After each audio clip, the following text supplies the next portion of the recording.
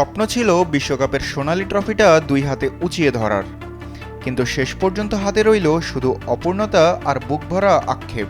সেমিফাইনালে স্পেনের কাছে হেরে ফাইনালের স্বপ্ন ভেঙে যায়। এরপর তৃতীয় স্থান নির্ধারণী ম্যাচেও ইংল্যান্ডের কাছে হার। টানা 2 পরাজয়ে শূন্য হাতেই বিশ্বকাপ শেষ করে ফ্রান্স।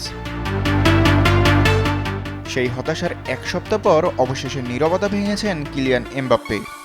সমর্থকদের উদ্দেশ্যে লেখা এক হৃদয় ছোঁয়া খোলা চিঠিতে তিনি স্বীকার করেছেন, বিশ্বকাপের সেই ব্যর্থতার কষ্ট এখনও তাকে তাড়া করে ফেরে।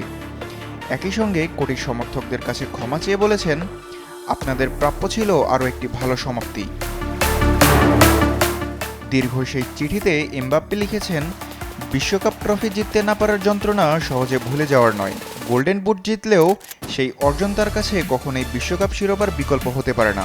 তবে শেষ পর্যন্ত নিজেদের সর্বস্ব দিয়ে লড়াই করেছেন বলেই গর্বিত তিনি।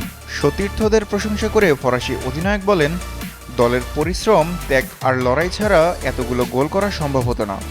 তাই গোল্ডেন বুটের কৃতিত্ব তিনি পুরো দলের সঙ্গেই ভাগ করে নিয়েছেন। চিঠিতে শৈশবের কথাও স্মরণ করেন এমবাপ্পে। বলেন, একদিন শুধু বিশ্বকাপে খেলার স্বপ্ন দেখতেন। এখন তিনি 3টি বিশ্বকাপ খেলেছেন, একটি শিরোপা জিতেছেন এবং দেশের অধিনায়ক হওয়ার গর্বও অর্জন করেছেন।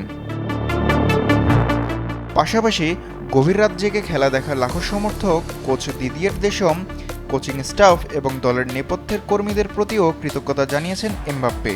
আর চিঠির শেষ লাইনে তিনি আশার বার্তাই দিয়েছেন, লিখেছেন, বিশ্বকাপ শেষ হয়েছে, কিন্তু আমাদের গল্প শেষ হয়নি।